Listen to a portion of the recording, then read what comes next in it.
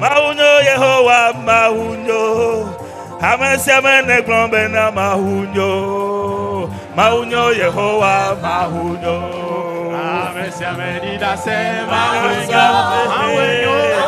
Est-ce que tu peux le dire toi-même pour ta vie? Amesiamene glombena mahunyo. Pour ma maison, pour ma famille, mahunyo. Mahunyo Yehowa Amesiamene glombena mahunyo. Mahunyo Yehowa mahunyo. Amesiamene mahunyo. Mahunyo Yehowa mahunyo. Ah, est-ce qu'il y a quelqu'un ici qui veut témoigner que Dieu est bon? Que Dieu est bon pour lui-même, pour sa famille? Est-ce qu'il y a quelqu'un qui veut l'acclamer parce qu'il remarque sa bonté dans sa vie? Alléluia. Alléluia. Alléluia. Fais monter vers son trône des actions de grâce. Des actions de grâce en son honneur. Des actions de grâce en son honneur. Oh Seigneur, merci pour une semaine qui vient de s'écouler encore. Une semaine durant laquelle tu nous as donné la vie, la santé. Nous avons bien mangé. Nous sommes sortis. Nous sommes revenus. Et nous n'avons pas été touchés. Nous sommes encore en bonne santé ce matin. Et dans ta maison, nous voulons apprécier tes grâces. Nous voulons te dire merci pour tes grâces. Reçois la louange. Reçois la gloire. Reçois la magnificence. Reçois nos remerciements. Dans le précieux nom de Jésus le Christ. Amen, amen, amen, amen, amen, amen, amen. Amen. Oh Seigneur Dieu, tu es bon pour nous. Tu es bon, tu es bon, tu es bon. Tu es bon. Cette semaine qui vient de s'écouler, tu as encore manifesté ta bonté dans nos vies. Nous avons bien dormi. Aucun sorcier n'a pu nous attaquer et nous vaincre pendant la nuit. Tu nous as réveillés chaque jour en pleine santé. Tu as béni nos allers-retours. Nous te disons merci. Merci de tous nos cœurs.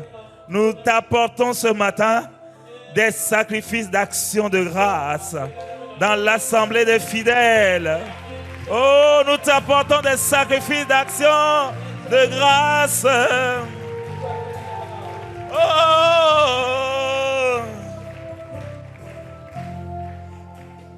oh mon Dieu, tu es bon.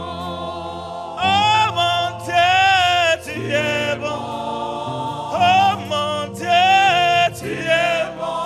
Oh, tu es bon pour moi, tu es bon. Tu m'as sauvé. Tu es bon. Tu m'as guéri. Tu es bon. Tu m'as nourri. Tu es bon. Tu es bon pour moi. Tu es bon.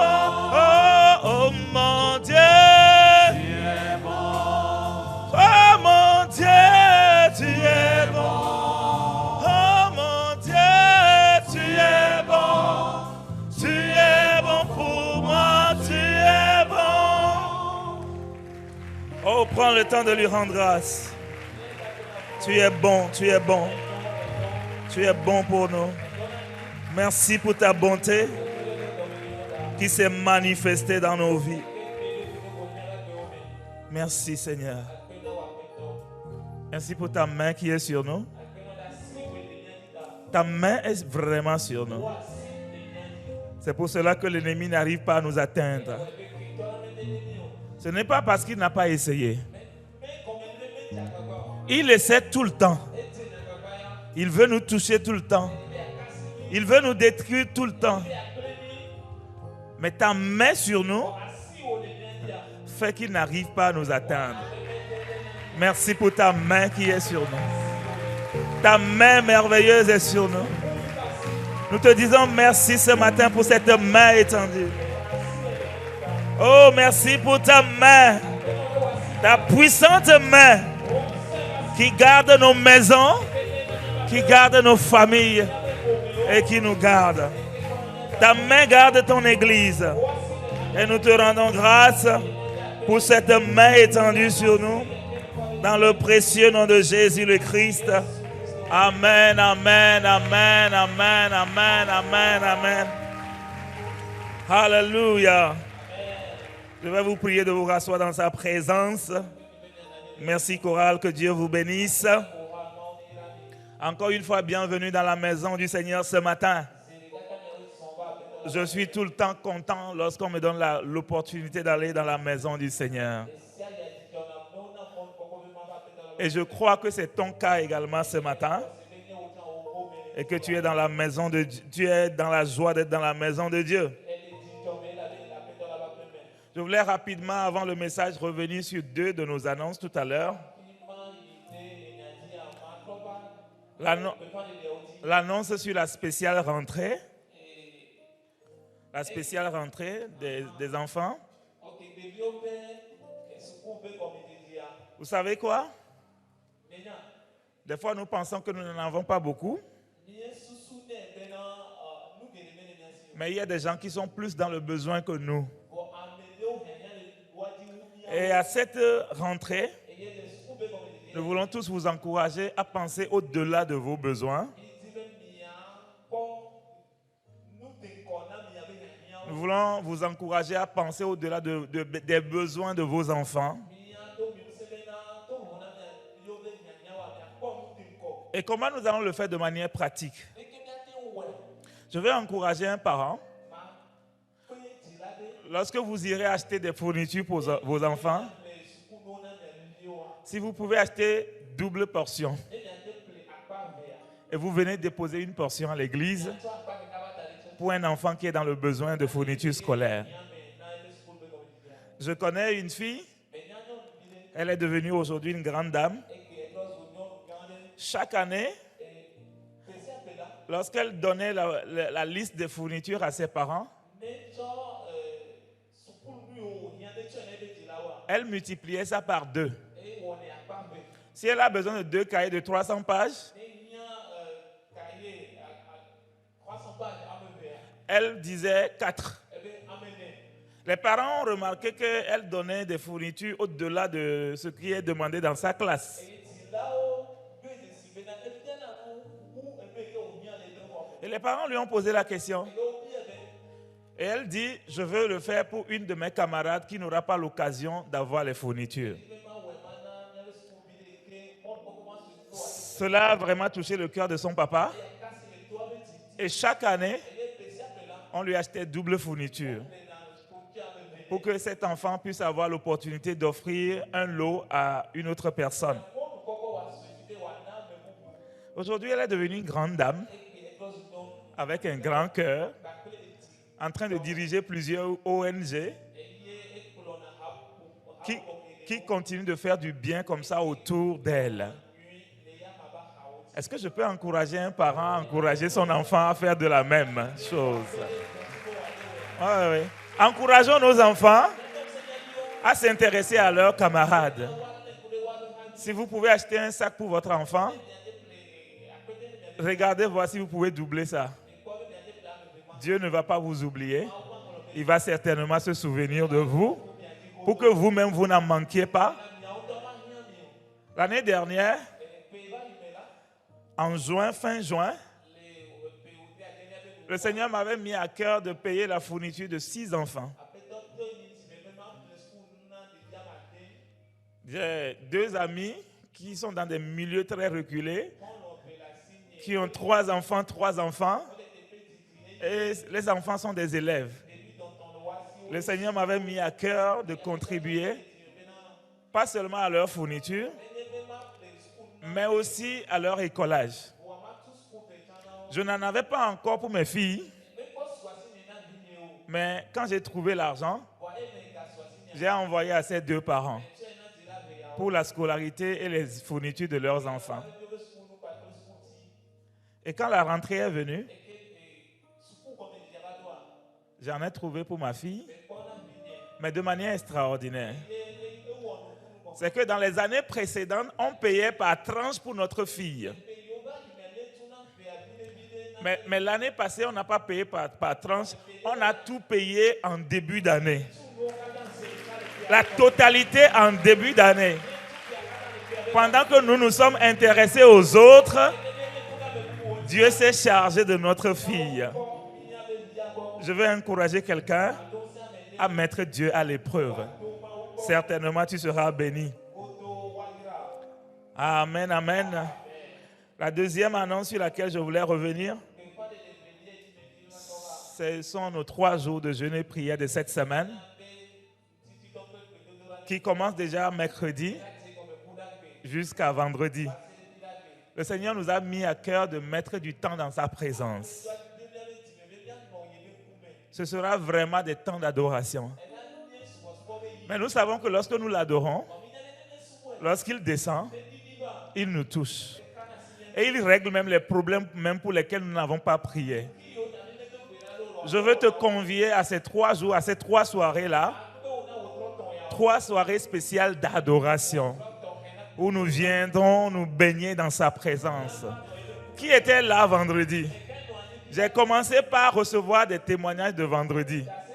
Alors que vendredi, on n'a pas prié pour nos besoins, mais lorsque Dieu est descendu, il a touché plusieurs personnes.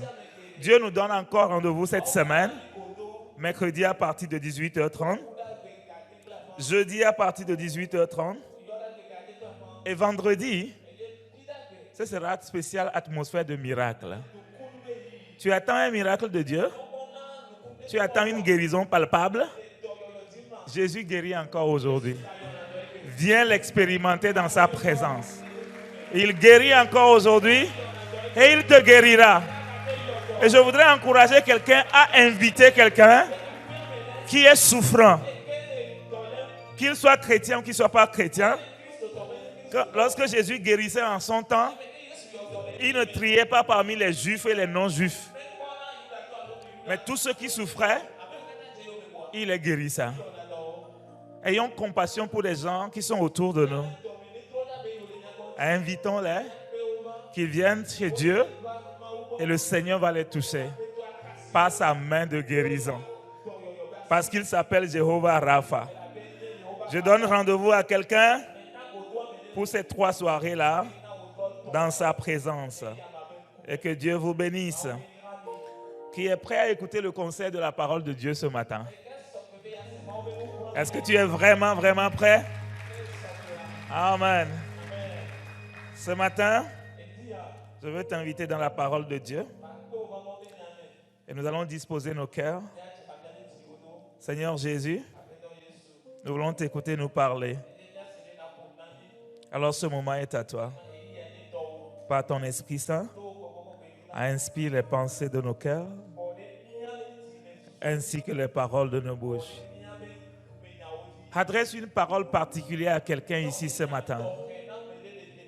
Et bénis ton peuple. Et que ta parole soit accompagnée d'effets, de signes et de miracles. Relève quelqu'un. Redémarre quelqu'un ce matin. Dans le nom de Jésus le Christ, nous avons prié et nous avons reçu. Amen, amen. Amen, amen, amen, amen. Ce matin, le titre de mon exhortation, c'est une exhortation. C'est donne le pouvoir à Dieu d'accélérer la transformation de ta vie. Donne le pouvoir à Dieu d'accélérer la transformation de ta vie. Est-ce qu'il y a quelqu'un qui est ici, qui a déjà remarqué depuis qu'il est venu à Dieu qu'il y a eu de la transformation dans sa vie? Oh, montre-moi bien ta main si tu as eu de la transformation dans ta vie. Amen.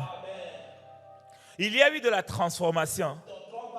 Mais une saison est arrivée où Dieu veut accélérer la transformation de ta vie. Dieu veut te faire passer à une vitesse supérieure de transformation profonde. Je dirais même de métamorphose. Qu'est-ce que c'est que accélérer? Ça veut dire aller plus rapidement, se presser, se hâter, se précipiter. Le contraire, c'est ralentir. Parce que dans la vie chrétienne, il y a des gens, lorsqu'ils sont venus à Christ, au début, la transformation a été rapide. Mais à un moment donné, la transformation s'est ralentie. Est-ce qu'il y a quelqu'un ici qui a déjà expérimenté ça? Oui. Le début, c'était chaud. Mais à un moment donné, les événements sont venus, les épreuves étaient là, ou bien on a été choqué, blessé. Peut-être même pas le pasteur ou pas des frères et sœurs en Christ. Ou bien on a prié, Dieu n'a pas exaucé comme on voudrait. Bam, on a reçu un coup. Et la transformation qui a bien commencé, a commencé par être ralentie. Est-ce que quelqu'un se reconnaît dans ce que je décris ce matin? Oui. Ça t'est déjà arrivé? Oui. D'accord.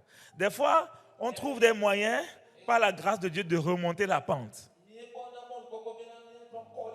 Mais quel que soit ton niveau ce matin, que tu sois en stagnation, que tu sois en train de bien courir, laisse-moi t'annoncer une bonne nouvelle. Une saison est arrivée. Dieu veut te donner de l'accélération. Une accélération qui n'est pas humaine, mais une accélération divine.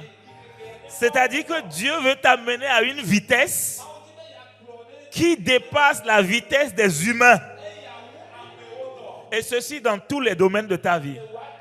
C'est-à-dire que Dieu veut soulever ta vie spirituelle et l'amener à une hauteur jamais expérimentée. Dieu veut te donner un coup d'accélérateur pour que ta vie de prière connaisse une révolution. Peut-être qu'avant tu priais, et des fois même quand tu es en train de prier, toi-même tu sens que ça ne dépasse pas le toit de ta chambre. Quelqu'un a déjà expérimenté ça? Toi-même tu commences et puis quelque chose te dit, est-ce que tout ça là même là, c'est écouter, est-ce que ça monte? Laisse tomber, arrête ça. Et puis à peine 5 minutes, toi-même tu as arrêté. Il y a une nouvelle saison qui arrive. Où toi-même tu vas prier. Pendant que toi-même tu pries dans ta chambre, tu es convaincu que ça monte. Parce que tu pries dans la présence. Parce que le Saint-Esprit te conduit dans la prière. Et à peine fini, tu as des résultats, des réponses palpables. Tu sors de la maison et ce que tu as demandé, tu le trouves dans la journée. Ce temps-là est en train d'arriver. Où Dieu veut utiliser le plus petit parmi nous pour faire des miracles. Ce temps-là est en train d'arriver. Où dans cette commune d'Agoué, des hommes et des femmes vont être des Christ ambulants dans la nature. Des Christ ambulants dans les quartiers. Des Christ ambulants dans les maisons. Laisse-moi te dire, Dieu a prévu de bonnes choses pour toi. Alors, il y a une grâce qu'on appelle la grâce de l'accélération. La grâce de l'accélération.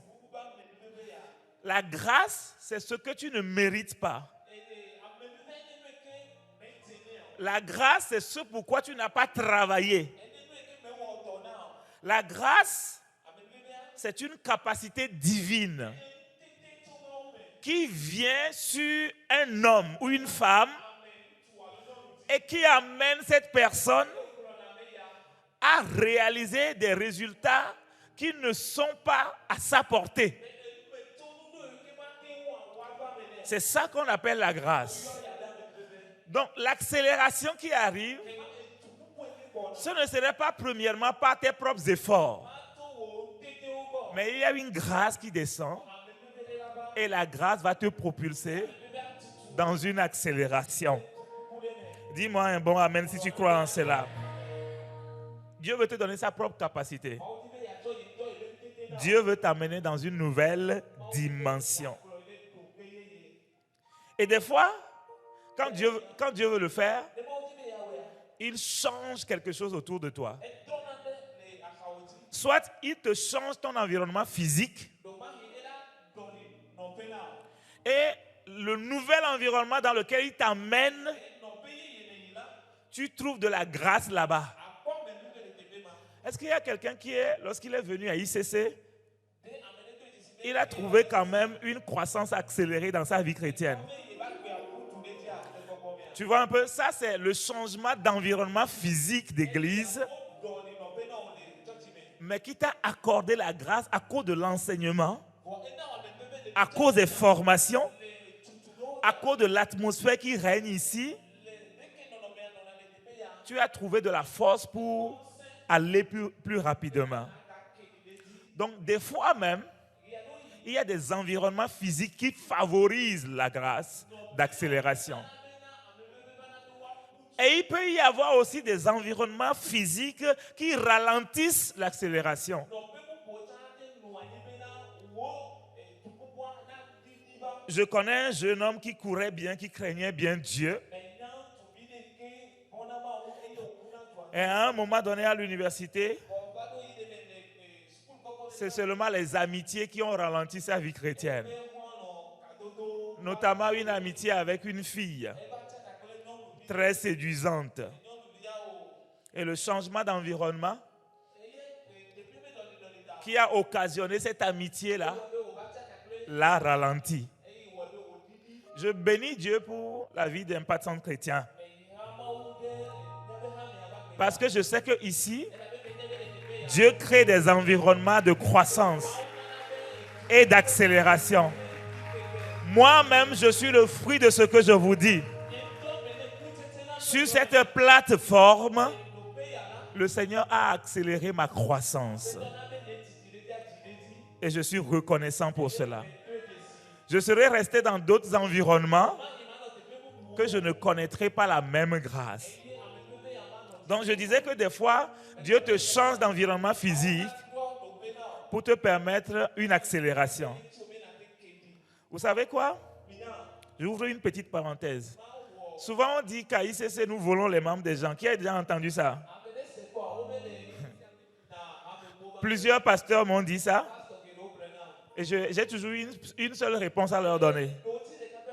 Je leur pose la question: pasteur, dites-moi ce que j'ai fait pour voler vos membres. Est-ce que j'ai fait des enveloppes que j'ai distribuées? Est-ce que je suis venu leur dire venez chez nous? Non, je n'ai pas fait tout ça là. Alors, si c'est que j'ai donné de la bonne nourriture et que les brebis sont venues manger, je n'ai rien à regretter. Ma cible, ce n'est pas eux. Ma cible, c'est les hommes qui ne connaissent pas encore Christ. Mais si à cause de la qualité de la nourriture que nous donnons, les gens sont attirés, viennent manger, ma seule prière, c'est qu'ils soient propulsés dans leur destinée. Qu'ils soient propulsés. Et c'est ce que j'ai toujours répondu aux pasteurs. Et lors de nos formations 101, vous savez, il y a beaucoup de pasteurs qui viennent. Hein? Curieux de savoir qu'est-ce que vous êtes en train de donner pour que les jeunes accourent. Il y a eu un mariage ici. Et un de mes amis de lycée d'une autre église était venu au mariage. Et ma femme me racontait que pendant qu'on le recevait au bureau, il a reçu le coup de fil d'un pasteur. Et le pasteur lui dit: actuellement, on voit que tous nos jeunes quittent nos églises pour ICC. Je veux m'assurer que toi-même là, Tu n'es pas en train d'aller là-bas. Et après l'avoir raccroché, l'ami dit à ma femme, si ce pasteur savait où est-ce que je me situe actuellement, avant de répondre à son coup de fil.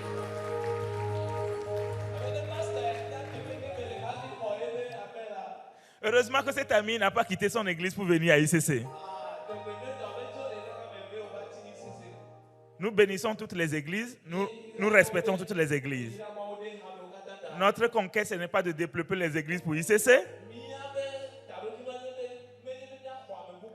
mais c'est de gagner des âmes pour Christ et de les former et de les bâtir. Donc tu es dans la bonne place ce matin. Tu es au bon endroit ce matin. Et que Dieu bénisse ta croissance. Donc si Dieu t'a changé d'environnement physique et tu es ici, sois à l'aise. D'accord? Tout ce que nous disons aux gens, c'est de bien quitter leur église si vous voulez quitter. Ne quittez pas en claquant la porte. Ne quittez pas en laissant vos responsabilités inachevées.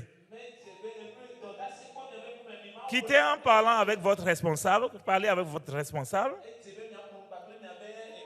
Et trouvez de la relève à vos responsabilités avant de quitter. Mais je suis sûr que quand vous venez ici, il y a une grâce ici. Il y a une grâce sur ICC. La grâce là va vous porter et va être une grâce d'accélération pour vous.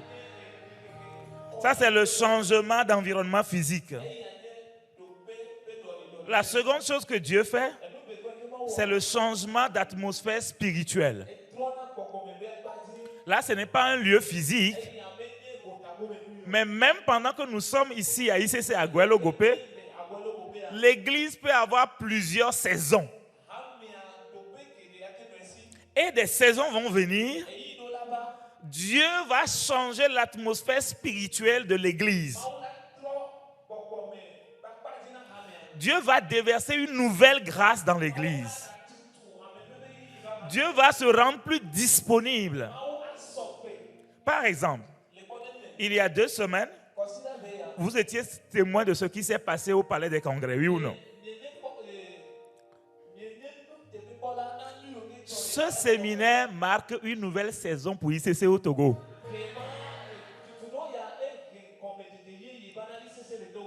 Et c'est cette nouvelle saison qui m'a même amené ici.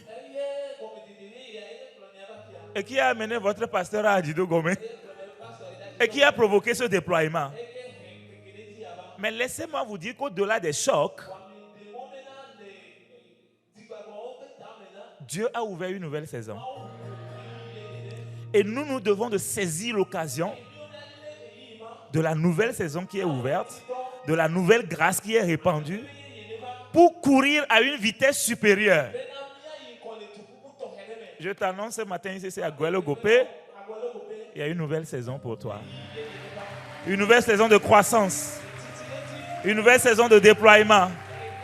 Individuellement, avant l'ensemble. Chaque femme, chaque homme, chaque enfant, chaque jeune, il y a une nouvelle grâce qui est disponible. Dieu a changé notre atmosphère. Ce n'est qu'une question de temps. Vous le verrez, je le verrai. Vous le verrez, moi aussi je le verrai. Vous le verrez, je le verrai. Et la commune d'Agoué-Nivé le verra également. Et certains ont déjà peur. Certains ont déjà peur. Il y a un de mes amis pasteurs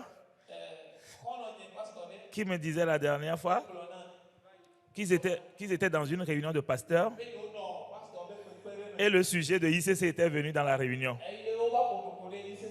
Et ils ont commencé par tirer sur nous. Et puis lui, il a pris la parole. Il a dit non, je connais ICC. Ils ne sont pas un danger pour nous.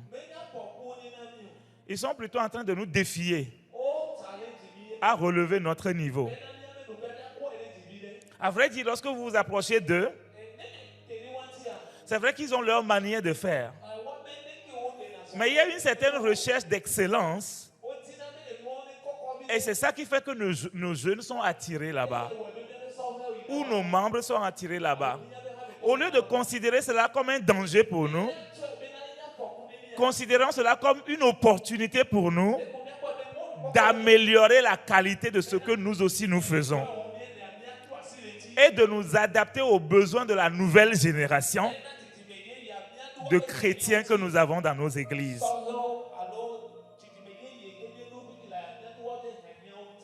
Des fois, les églises ont peur, mais je confirme qu'elles n'ont pas raison d'avoir peur de nous.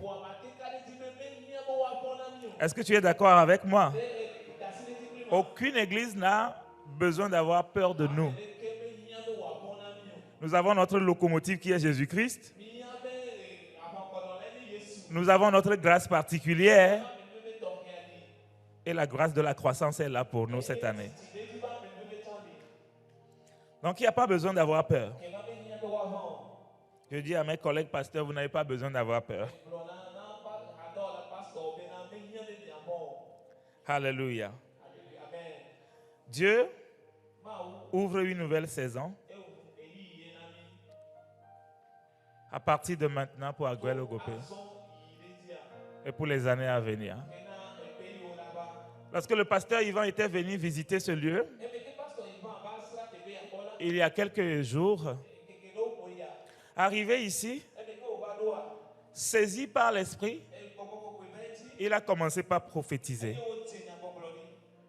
Et il a prophétisé cette saison d'expansion dans la zone. Il a précisé dans un rayon de 7 km. Mais je sais que rayon de 7 km, ce n'est que pour le début. Et que nous irons au-delà du rayon de 7 km. De toutes parts. Mais il y a une grâce qui va nous porter. Parce que Dieu a parlé sur nos vies. Dieu a utilisé son serviteur pour libérer une grâce, pour libérer une parole. Et moi, je me tiens dans cette parole prophétique. Et j'ai commencé déjà par l'expérimenter, bien aimé. Déjà, ma femme m'a dit, il y a que depuis quelques jours là, elle n'arrive pas à comprendre la nouvelle dimension de grâce qui est sur ma vie. Bon, dans ma maison, c'est déjà visible. Ça a commencé par là, c'est bien commencé. Et ça va aller à s'étendre. On dit que nul n'est prophète chez lui-même. Mais si dans ta maison, on reconnaît que la grâce a doublé, que la grâce est multipliée, ça veut dire que vraiment, il y a quelque chose qui se passe. Alors, la première des choses que nous devons faire, bien aimés, pour maximiser la grâce de l'accélération, c'est de présenter à Dieu un nouveau vase. Présentons à Dieu un nouveau vase ou bien une nouvelle outre. Il y a deux choses que je veux vous partager ce matin qui vont nous permettre de maximiser la grâce de l'accélération. Donc la première, c'est de présenter à Dieu une nouvelle outre ou un nouveau vase. Il est dit dans Marc 2, verset 22. Marc 2, verset 22. Que personne ne met du vin nouveau dans de vieilles outres. Sinon, les outres éclatent, le vin coule et les outres sont perdues. Mais il faut mettre le vin nouveau dans des outres neuves. Lorsque je vous lis la même chose dans une autre version, on veut dire que lorsqu'il y a un vin nouveau, on ne met pas ça dans une vieille calebasse, dans une calebasse fatiguée. Mais lorsqu'il y a un vin nouveau, il faut chercher une nouvelle calebasse et déverser le vin nouveau dans la nouvelle calebasse. Qu'est-ce que cela voudrait dire? Qu'est-ce que Jésus voudrait dire? Jésus voudrait dire que Lorsqu'il y a le vin nouveau d'une nouvelle saison pour vous, il ne faut pas l'accueillir avec les vieilles habitudes. Il ne faut pas l'accueillir avec les vieilles pensées.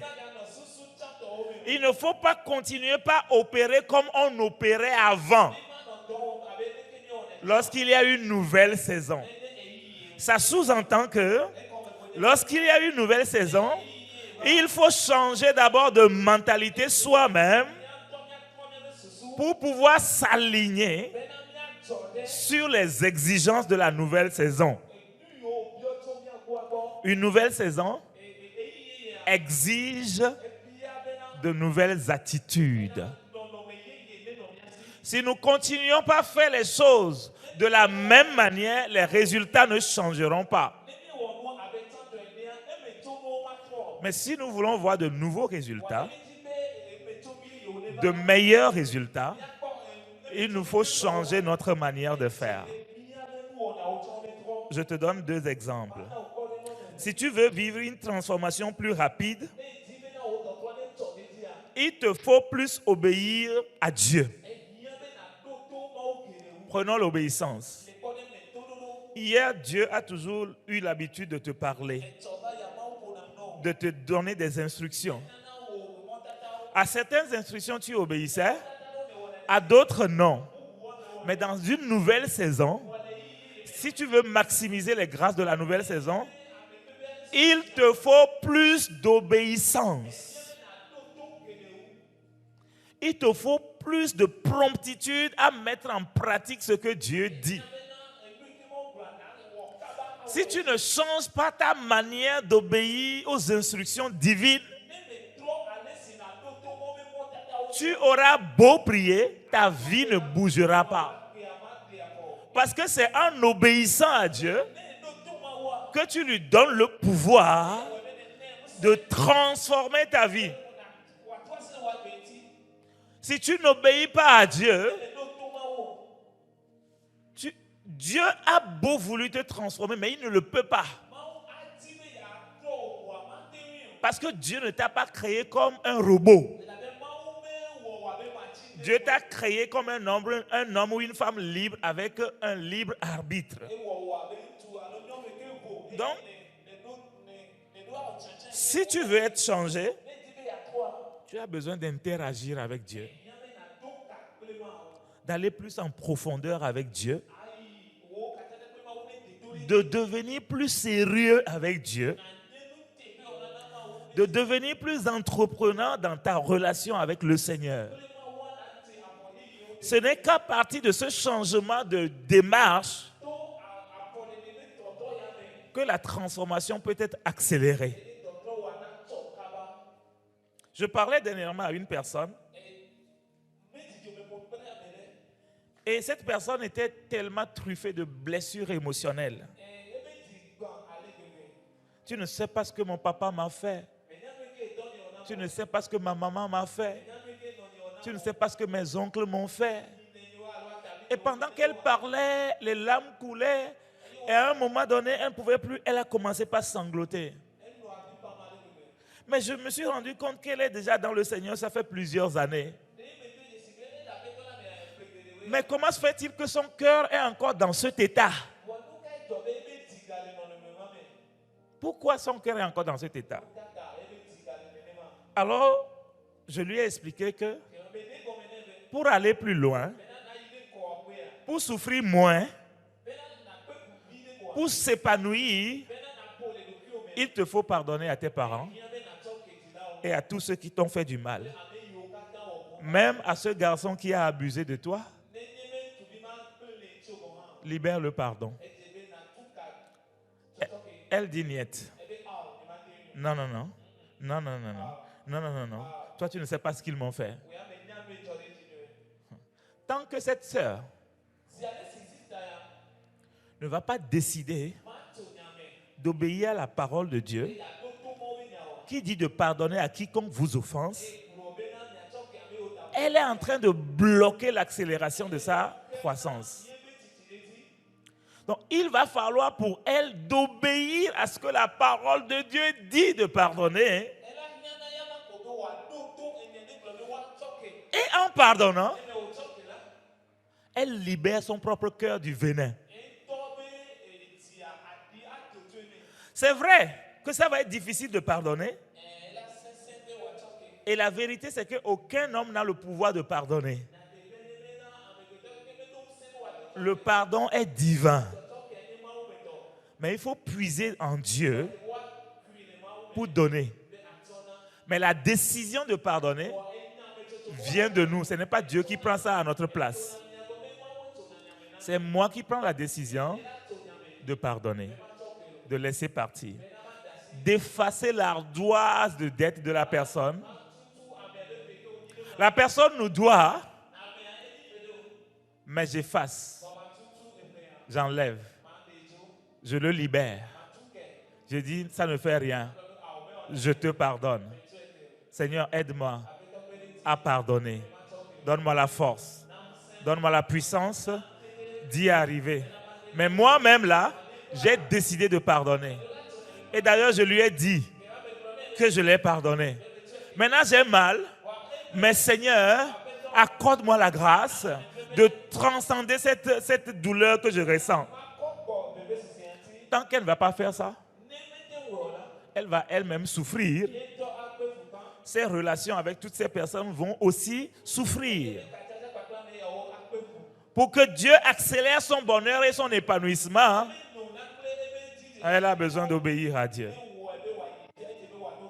Quelqu'un a besoin d'obéir à Dieu ici ce matin pour passer à une nouvelle dimension. Chaque fois que le Seigneur m'a dit sème, devant des situations, des fois c'était des luttes, mais à chaque fois que j'ai semé, j'ai récolté tôt ou tard. Et c'est pour mon bonheur. Et c'est pour mon bien. Bien-aimé, il est inévitable d'obéir à Dieu. Lorsque tu veux grandir plus rapidement. Présente un nouveau vase. Présente un nouveau cœur. Présente de nouvelles attitudes. Présente une bonne volonté. Ça veut dire quoi? À partir d'aujourd'hui, prends des engagements. Des engagements pratico-pratiques. Des choses que tu vas désormais changer. Qu'est-ce que tu n'arrives pas à faire qui bloque Dieu et que vous devez changer? La force ne viendra pas de toi, mais la volonté et la décision doivent venir de toi. Et lorsque tu auras décidé, Dieu va te donner la force. Dieu va te donner la capacité divine. Dieu va te donner les opportunités. Et c'est ce qu'on appelle la grâce. C'est ça qu'on appelle la grâce. Quelle nouvelle décision tu as besoin de prendre? Qu'est-ce que tu dois faire différemment à partir d'aujourd'hui? Peut-être que tu as besoin de plus de temps avec la parole. Seul à seul. En train de fouiller dedans. De te mirer dedans. De chercher du conseil dedans. De chercher de la force dedans. De chercher de la solidité dedans. Beaucoup de chrétiens n'ont pas la parole solidement dans leur cœur. Et conséquemment, ils sont faibles dans la foi. Pourquoi? Parce que la foi vient de quelque part. La foi vient d'où? La foi vient de ce qu'on entend. Et ce qu'on entend vient de la parole de Christ. Celui qui ne s'expose pas à la parole, celui qui ne lit pas la parole, celui qui ne décortique pas la parole, le moment d'épreuve venu, il n'aura pas la force de faire face. Celui qui n'a pas la parole ne peut pas résister au péché. Qu'est-ce que David a dit? Je serre ta parole dans mon cœur. Pourquoi? Afin de ne pas pécher contre toi. Je serre ta parole. Je chéris ta parole. Je mange ta parole. Je m'expose à ta parole. Je m'entretiens de ta parole. Je me couche avec ta parole. Je me lève avec ta parole. Même dans la circulation, je suis avec ta parole. À tout moment de ma vie, c'est ta parole que je suis en train de ruminer afin de ne pas m'éloigner de toi, c'est-à-dire de ne pas pécher contre toi, mais aussi de devenir fort et solide et d'avoir la foi contre tout vent, contre toute épreuve. Lorsque les épreuves viennent, c'est là où notre véritable force est mise à l'épreuve. Si notre foi est solide ou pas, c'est dans l'épreuve que nous voyons ça. Mais bien aimé, ce matin, laisse-moi te dire, n'attends pas l'épreuve pour te fortifier dans la parole. Ce sera trop tard. Parce que ce n'est pas quand la guerre est déclenchée qu'on cherche à acheter l'arme. Celui qui cherche à acheter les armes quand la guerre est déjà déclenchée, il va trouver les armes où? Il va trouver ça où? Il ne va pas les trouver. C'est avant la guerre qu'on cherche les armes. C'est avant la guerre qu'on s'entraîne. C'est avant la guerre qu'on s'équipe. J'écoutais les nouvelles cette semaine par rapport à la guerre de Russie et puis de l'Ukraine. Et on demandait à un Américain, mais pourquoi vous ne fournissez pas des armes plus sophistiquées à l'Ukraine? Et l'Américain dit, toutes les armes que nous avons pu fournir à l'Ukraine jusqu'à maintenant, ce sont les armes du temps de l'Est soviétique. Parce que c'est à ça qu'ils sont habitués. Et parce que c'est ça qu'ils peuvent manier. Les nouvelles armes là, ils ne sont pas formés à ça. Ils ne sont pas habitués à ça. Nous, on en a, mais on ne peut pas leur donner. Pourquoi? Il faut des mois d'entraînement. Il faut des années de formation. Il faut de l'endurance. Sinon, avec les armes là, ils peuvent se faire du mal eux-mêmes en les manipulant mal. Bien-aimé, lorsque la saison est favorable, achète tes armes. Ça là, c'est rempli de toupes. Ah, il y a tellement d'armes ici. Les vraies guerres là sont des guerres spirituelles. Et les balles sont ici. Les balles sont ici. Ta bouche, c'est le fusil. Mais fusil sans balle ne fera rien devant l'ennemi. Ou bien quand on met dans le fusil de l'eau, c'est-à-dire quand on ouvre le fusil, il n'y a que de l'eau dedans. Ou bien quand on voit dans le fusil rien que les réseaux sociaux. La balle qui s'appelle réseaux sociaux ne peut pas tuer l'ennemi. Qu'as-tu dans ton fusil? Est-ce que tu as des balles? Les balles s'achètent ici. Les balles se possèdent ici. Les balles s'acquièrent ici. Et si tu as des balles, combien de balles tu as? Et c'est quelle qualité de balles? Avec quelle puissance? C'est et mon Dieu pourvoira à tous vos besoins. Parce que tu as des besoins? Ou bien retour à l'envoyeur? Parce que tu crains les sorciers. Quel type de balles tu as? Où sont tes balles? Et c'est en quelle quantité? Le monde ira de mal en pire. Le monde spirituel ira de guerre en guerre. La guerre que Satan va déclencher dans les années à venir sera plus puissante que les guerres qu'on a déjà connues.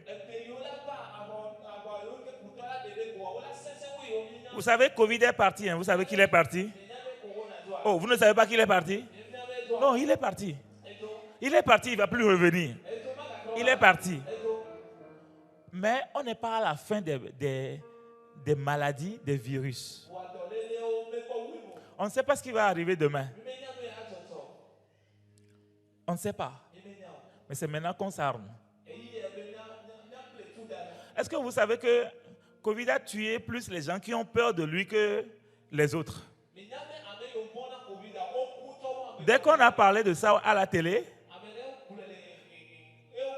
ceux qui avaient des comorbidités, c'est-à-dire on disait en ce temps-là que c'est ceux qui avaient d'autres maladies déjà, qui sont affaiblis, que Covid arrive à terrasser. Donc, j'ai vu l'histoire de plusieurs personnes qui avaient des comorbidités comme ça, qui commençaient déjà par trembler eux-mêmes. Les symptômes même n'étaient pas encore arrivés. Hein.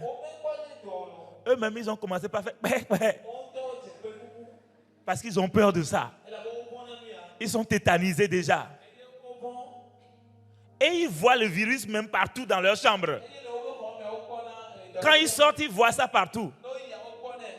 Mais quand moi je sortais, je ne voyais pas Covid partout. Je voyais une haie d'honneur autour de moi. Je voyais un périmètre autour de moi que Covid ne peut pas franchir. Même s'ils arrivaient à franchir ça et qu'il est entré en contact avec mon corps, je vois à l'intérieur de moi une force, une puissance, un sang qui peut le neutraliser, qui peut neutraliser ses effets. Donc même si je suis atteint, je sais qu'il y a quelqu'un qui a dit, par mes meurtrissures, tu es guéri. Et je prends cette arme-là, avec cette balle-là, et je fais face. Quand ça avait commencé, un soir, j'ai prié pour ma maison. J'ai dit, dans ce périmètre-là, à partir de ce portail-là, je mets une force spéciale. La force du sang. Que ce virus ne peut pas traverser. Même si moi-même j'attrape ça dehors et que j'arrive à la porte là, étant donné que ma porte est infranchissable par le virus ne va pas traverser ça. Ça peut sembler que je dis de la folie. Mais bien aimé, je dis ma foi. Je confesse ma foi. Je confesse ce que j'ai compris. Et ce que j'ai compris, ce n'est pas un pasteur qui m'a dit ça. C'est en ouvrant la parole que j'ai eu la révélation que nous pouvons être protégés. Même de manière magnétique. Parce que la Bible dit quoi? Que la peste ne t'attendrait pas, non? Que les flèches qui volent ne vont pas t'atteindre, non? Cherchez-moi le verset. Vous savez quoi? Est-ce que dans la vie, tous les jours, tu vois des flèches qui volent? Ce matin, en venant, toi-même, tu as vu des flèches qui volaient en l'air sur le chemin? Ou bien il y a un quartier de Lomé où il y a des flèches? Mais la Bible dit qu'il y a des flèches. Ces flèches sont invisibles à l'œil nu. Ces flèches sont des flèches du monde spirituel que les forces spirituelles manient. Mais quant à moi, la Bible dit que les flèches qui volent ne peuvent pas m'atteindre. Les flèches de la sorcellerie, les flèches de l'envoûtement, les flèches de basse, ça ne peut pas m'atteindre. Je crois que la haie de feu qui m'entoure, ou la protection de Dieu qui m'entoure, lorsque les flèches vont venir, elles vont s'arrêter là-bas. Parce qu'il y a un périmètre infranchissable pour tous les enfants de Dieu. Mais est-ce que tu es conscient de ça? Est-ce que tu possèdes cette balle-là? Si tu l'as, est-ce que tu l'utilises? Parce qu'aucune balle n'a fonctionné sans son utilisation. L'avoir à la maison, ce n'est pas ça qui fait que ça fonctionne. Mettre ça dans le fusil, ce n'est pas ça qui fait que ça fonctionne. Si tu veux que ça fonctionne, on fait quoi? Crac-crac. Et puis on appuie. Feu! Et c'est comme ça que ça fonctionne. Les balles sont ici. Les gens ne les ont pas pris.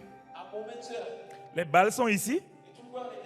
Les gens les ont pris, mais ne les ont pas utilisées. À partir d'aujourd'hui, sois décidé, sois engagé à t'approprier toute forme de balle, de ceinture, d'armure, de casque du salut, de cuirasse de la justice, des chaussures que donne le zèle de l'évangile. Et arme-toi à aller de gloire en gloire. Et la grâce te portera. Deuxième et dernière chose, pour maximiser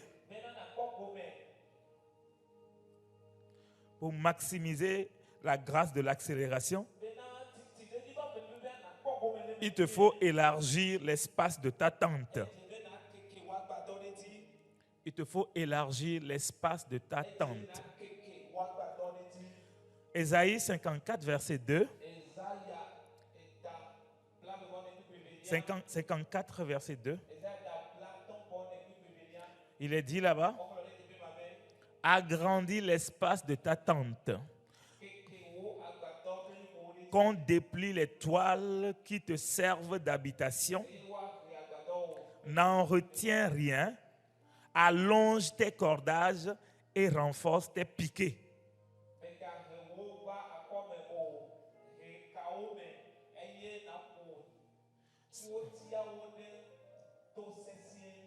Ça veut dire quoi?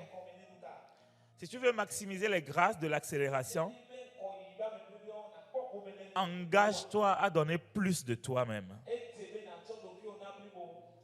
Parce que la saison est déjà favorable. Dieu veut t'amener plus haut. Mais trouve-toi plus de temps pour Dieu. Comme je l'ai dit tantôt, trouve-toi plus de temps pour te plonger dans la parole. Fournis des efforts intentionnels. Fournis des efforts de manière intentionnelle. Sois résolu à faire plus, à faire mieux pour Dieu. Ça veut dire quoi? Ça veut dire exerce-toi. Exerce-toi à la prière et à la supplication.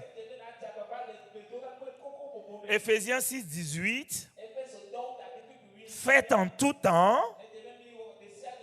Je vais le dire autrement. Aujourd'hui, ici, on a dit faites en tout temps. Mais je vais le personnaliser pour toi. Allons-y. Ça veut dire quoi? Fais en tout temps. La Bible te dit, toi, fais en tout temps. Mon frère, fais en tout temps. Ma soeur, engage-toi à faire en tout temps. Par l'esprit, toi-même, hein, seul, hein, on ne parle pas d'ADG, hein, on parle de quand tu es seul dans ta maison, quand tu es dans ton bureau, quand tu es partout, engage-toi et fais en tout temps, par l'esprit, toutes sortes de prières et de supplications. Engage-toi à faire comme le pasteur fait. Seul. Seul. Et la Bible dit quoi? Veille à cela avec une entière persévérance. Ça veut dire que quand on commence, il y aura beaucoup de tentations d'arrêter. C'est pourquoi on dit veille. Sois vigilant. sois en alerte. Pour que lorsque tu pries le premier jour, et que tu as aussi prié le deuxième jour après le séminaire du Palais des Congrès, que tu ne reviennes plus à la case départ. La question qui est posée ce matin, c'est combien sont déjà revenus à la case départ après le séminaire du Palais des Congrès? Ou combien ont déjà veillé ces 2 dernières semaines? Qui a été revigoré au Palais des Congrès dans sa vie de prière? Qui a prié plus que jamais là-bas? Maintenant, est-ce qu'après 2 semaines là, tu as gardé le même feu, la même flamme? La Bible dit, veille à cela. Ça ne suffit pas. Persévère entièrement. Use de 100% de persévérance. 15% ne suffit pas. 70% ne suffit pas. Fais tous tes efforts. Que la même flamme demeure. Et Dieu te donne rendez-vous cette semaine pour que tu persévères dans cette flamme à partir de nos 3 jours de jeûne et prière que nous allons faire ici. Décide d'y veiller. Décide de faire tous tes efforts. Décide. C'est toi qui le fais. Exerce-toi à cela. Exerce-toi la persévérance. Même si tu ne vois pas encore les fruits. La vérité, c'est que les vrais fruits sont des fruits de long terme. Quand tu veux posséder la parole, ce n'est pas en 3 semaines qu'on sait que tu possèdes la parole.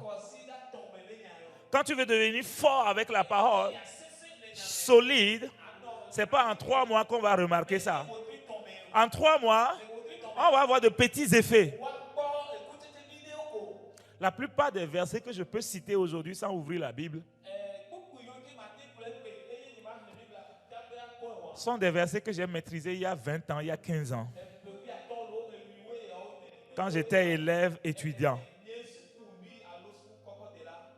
Et ça me prend pour le long terme encore. Quand je dis je puis tout par celui qui me fortifie, je ne récite pas un verset. Je suis en train de lancer une âme dans mon âme. Je suis en train de dire à mon âme, prends de l'oxygène, prends du sérum, prends des vitamines, prends des fortifiants. Parce que je puis tout par lui. Et la version Semeur dit, je puis tout dans la communion de celui-là qui est la source de ma force. Où se trouve la source de ma force? C'est en Christ. Mais comment est-ce que je peux puiser là-bas? C'est en restant en communion permanente avec lui. Alors je puis tout dans la communion de celui qui est la source de ma force. C'est là où je puis tout. En dehors de ça, je ne peux pas tout. Est-ce que quelqu'un comprend ce que l'Esprit dit? You need to be strong. Tu as besoin de devenir inébranlable. Sur le ring, même lorsqu'on va te cogner, 2 jours, 3 jours après, il faut qu'on te revoie. Hier, tu as été cogné, hein? Mais aujourd'hui, tu es encore là. Hier, les situations t'ont cogné, hein? Les chocs t'ont renversé, hein?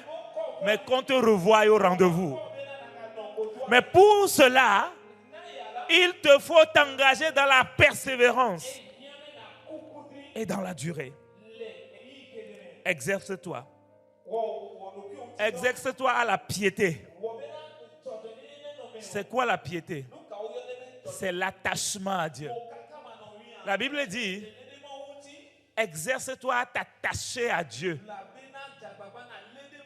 Ne le lâche pas. Même si des choses t'attirent loin. Même si Satan te prend le pied, te tire. Même si ton pris tes habits en train de faire ça. La Bible dit, attache-toi, reste attaché. Attache-toi. Exerce-toi à la piété. Si je remplace les mots, on va dire quoi? Exerce-toi à l'attachement à Dieu. Parce que quand on fait du sport, c'est ça l'exercice corporel ou l'exercice physique. C'est utile, hein? Le sport est utile, hein? Oh, je dois répéter ça à quelqu'un. Le sport est utile. Ceux qui se sont arrêtés après le bac sport, le sport est utile. Il y a beaucoup ici. Quand je vais demander c'est quand la dernière fois vous avez fait du sport, ils vont se rappeler de bac sport. Même actuellement, le sport est utile. N'attends pas que ton corps soit atteint avant de commencer par entretenir ton corps. Mais là n'est pas la question ce matin. Si le sport physique est utile, la Bible dit que le sport spirituel est plus utile. Et c'est quoi le sport spirituel? C'est l'attachement à Dieu. C'est le fait de s'accrocher à Dieu, de faire tout son possible, de faire tous ses efforts, de rester attaché. Que j'ai du travail ou que je chôme, je reste attaché. Mais les gens étaient attachés à Dieu quand ils étaient chômeurs. Après avoir trouvé un bon boulot, très exigeant, ils sont devenus moins attachés à Dieu. La Bible dit qu'il ne faut pas faire comme ça. Attache-toi en toute saison. Que tu aies compris les situations, que tu n'aies pas compris les situations, attache-toi. Jeune fille, même face aux tentations de la vie, attache-toi à Dieu. Ne laisse pas une amitié avec un garçon te détacher de Dieu. Ne laisse pas les tentations qui environnent la saison de mariage. Ne laisse même pas ça te détacher de Dieu.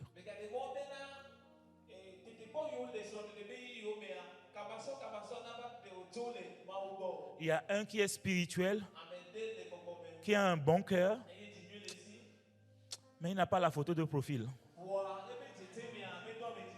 Lui, il a la photo de profil. La bogosité même, c'est lui. Beau gosse, beau gosse. Kamaso. Que rien ne retienne ton attachement à Dieu. Même pas le mariage. Il y a des gens qui ont soupiré d'après le mariage. Enfin, ils sont mariés. Mais pendant qu'ils sont mariés, avec les réalités de la nouvelle saison du mariage, ils prient moins maintenant. Quand ils cherchaient mariage, mais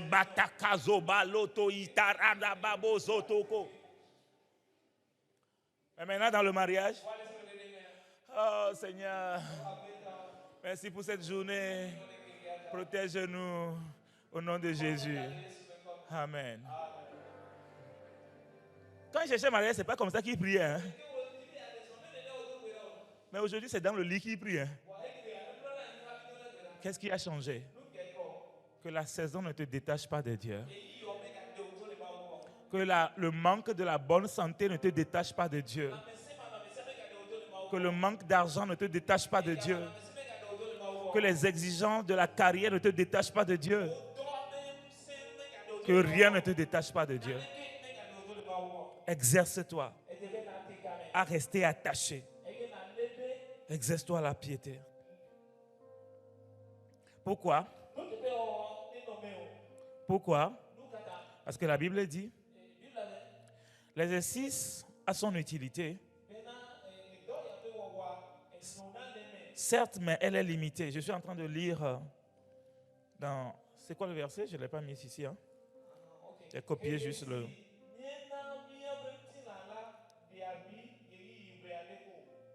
D'accord, je lis en français la version Parole vivante qui dit « L'exercice physique a son utilité, certes, mais elle est limitée.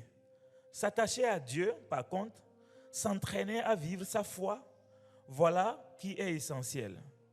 Cela te sera utile à tout et en toutes circonstances. En effet, l'attachement à Dieu détient à la fois les promesses pour la vie présente et celles pour la vie future. » Donc l'attachement à Dieu est utile à tout. Exerce-toi à être fort et solide. Et lorsque tu seras en train de croître, lorsque tu iras de victoire en victoire, de progrès en progrès, le prochain exercice à faire, c'est exerce-toi à être plus humble.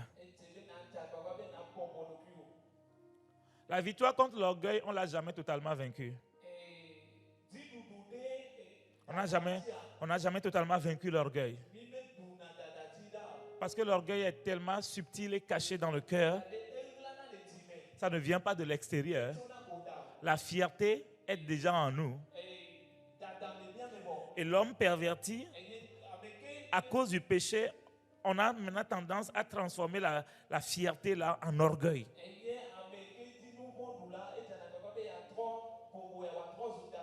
Quand Dieu t'élève, exerce-toi à l'humilité. Quand l'argent est venu, exerce-toi à avoir la tête sur les épaules. Que l'argent ne te fasse pas voir les gens autrement maintenant. Exerce-toi à l'exercice des dons spirituels. 1 Timothée 4, verset 14 à 15. La Bible dit, ne néglige pas le don que tu as reçu, celui qui t'a été donné d'après une prophétie lorsque le conseil des anciens a posé les mains sur toi. Occupe-toi de ces choses, donne-toi tout entier à elles, afin que tes progrès soient évidents pour tous.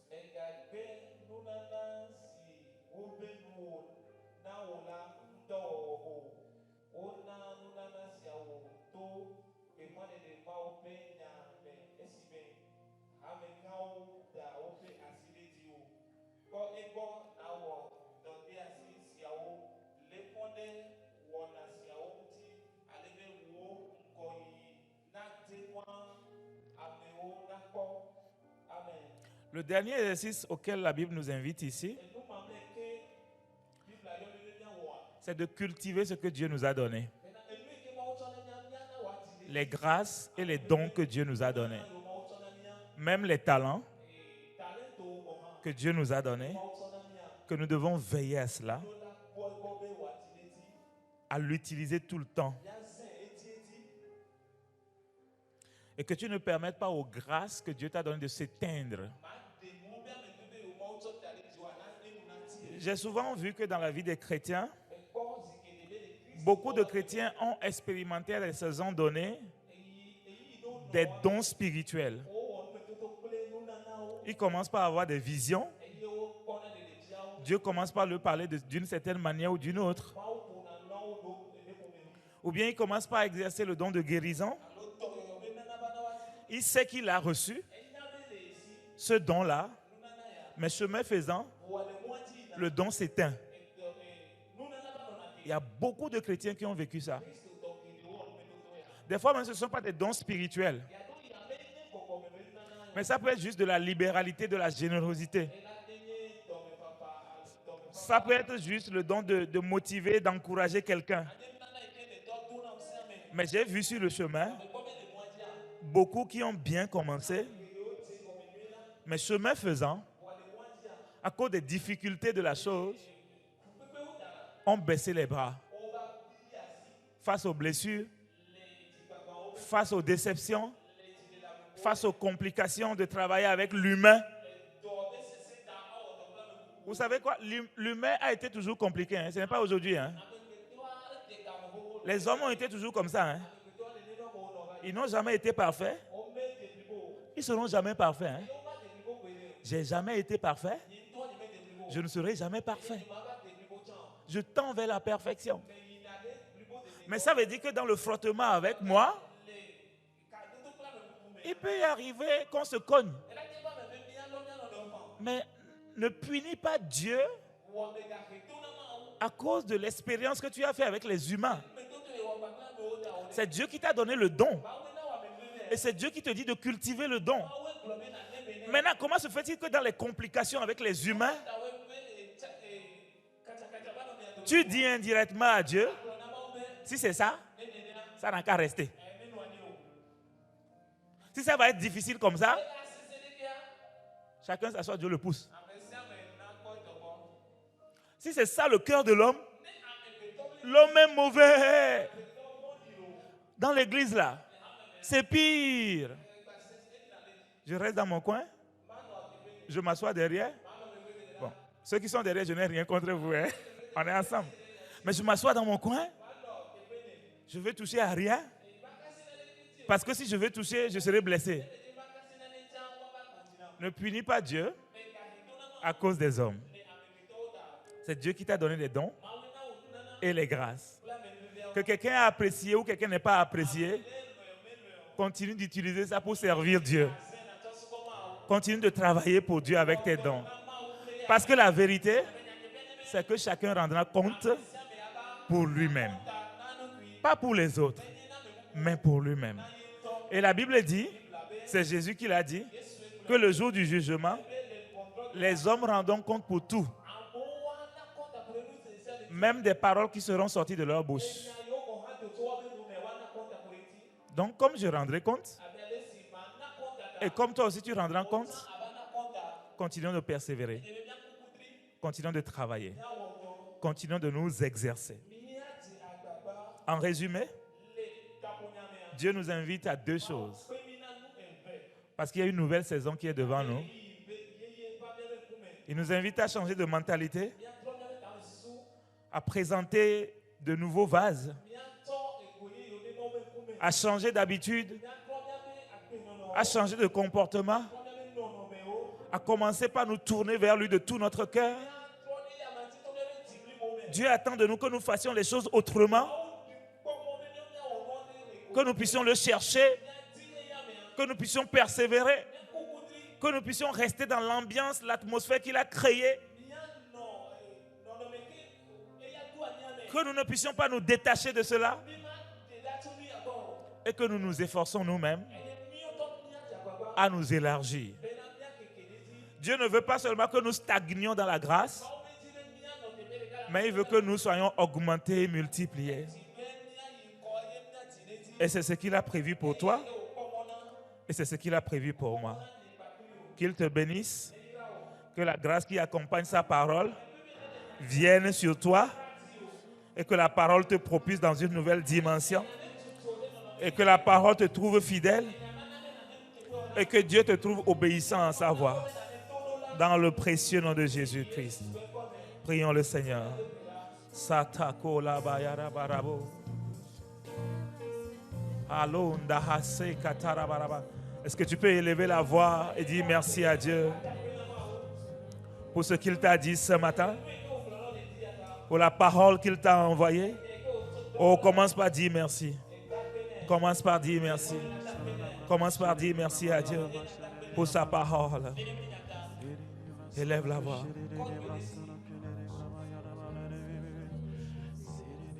Merci Seigneur pour ta parole. Parce que tu as vu notre état. Tu as vu que nous avons recommencé par sombrer. Tu as vu que le flot veut encore nous submerger. Et ce matin, tu nous as envoyé ta parole qui nous a interpellés. Nous confessons nos faiblesses à toi. Nous confessons tout ce que nous avons commencé par faire qui ne te glorifie pas. Et nous demandons ta grâce. Viens à notre secours. Viens nous encourager encore. Viens nous fortifier encore. Viens nous propulser encore. Nous sommes décidés à aller avec toi. Nous sommes décidés à fournir des efforts. Nous sommes décidés à nous exercer. Nous sommes décidés à maximiser la grâce. Oh, viens à notre secours. Viens nous aider. Viens nous soutenir. Viens nous faire grâce. Dans le nom de Jésus. Pendant que nous avons la tête baissée et les yeux fermés, on va faire 2 petites prières. La première prière, c'est à l'endroit de tous ceux qui se sentent si bas ces temps-ci spirituellement, qui se sentent éloignés de Dieu et qui ont un vrai désir de reprendre la marche, de reprendre la montée de la... Je ne parle pas de ceux qui ne sont pas encore chrétiens. Tu es chrétien, tu es sauvé, mais tu es dans un état léthargique. Lève ta main, je prie pour toi. Père, ta parole vient pour réparer et pour restaurer. Regarde ton fils, regarde ta fille. Et tends ta main sur lui. Soulève-les maintenant. Je brise toute forme d'oppression, toute forme de lourdeur, toute atmosphère de rétrogradation qui les guette, toute force qui veut les retenir bas. Je les brise ce matin dans le nom de Jésus. Je libère sur leur vie cette atmosphère favorable. Attire-les de nouveau à toi. Que l'envie de prier revienne. Que l'envie de la parole revienne. Que le désir de craindre Dieu revienne. Que la détermination d'aller coûte que coûte avec lui revienne. Maintenant, dans le nom de Jésus. Merci Seigneur pour ton secours, pour la nouvelle force que tu viens d'insuffler. Dans le nom de Jésus. Deuxième appel. C'est pour ceux qui sont ici, qui n'ont pas encore fait de Jésus-Christ leur sauveur et Seigneur personnel. Je ne parle pas d'aller à l'église. Je parle d'ouvrir son cœur à Jésus, de reconnaître que je suis pécheur et d'inviter Jésus dans son cœur. De demander pardon à Jésus et de lui demander la grâce et la capacité de marcher pour lui. Tu es là? Tu veux faire ce pas? Lève la main là où tu es. Lève la main, je vais prier pour toi. Tu veux rentrer en contact avec Jésus. Tu veux le recevoir comme ton sauveur et Seigneur personnel. Lève bien ta main pour que je puisse te distinguer. Merci mon frère, que Dieu te bénisse. Merci mon frère, que Dieu te bénisse. Gardez vos mains levées. S'il y a d'autres personnes qui veulent se joindre à nos bien-aimés, merci d'élever vos mains aussi. Alléluia. Je vais faire cette prière, je vais vous prier de répéter ça avec moi. Et faites de cette prière votre propre prière. De tout votre cœur. Dites avec moi, Seigneur Jésus, l'Église nous accompagne. J'ai entendu ta voix. Me voici. Je reconnais mon état. J'ai péché contre toi. Sincèrement, je te demande pardon. Lave-moi. Purifie-moi. Sanctifie-moi. Et viens dans ma vie. Viens transformer ma vie. Viens changer toutes choses. Et que ma vie te plaise. Donne-moi ton Esprit Saint et ta capacité divine qui me permettront de vivre pour toi et pour toi seul. Je te remercie parce que tu as entendu ma voix et mon appel au secours. Dans le nom de Jésus. Gardez la main levée, je prie pour vous. Père, nous te recommandons nos bien-aimés. Nous les recommandons à ta grâce. Donne-leur ton esprit maintenant et remplis leur cœur de ta paix divine. Leurs péchés leur sont pardonnés. Il n'y a plus de condamnation pour eux. Ils sont devenus tes enfants, lavés et purifiés. Donne-leur ton Esprit Saint et la capacité de vivre pour toi en nouveauté de vie. Dans le précieux nom de Jésus-Christ que nous avons prié et reçu. Amen, amen, amen.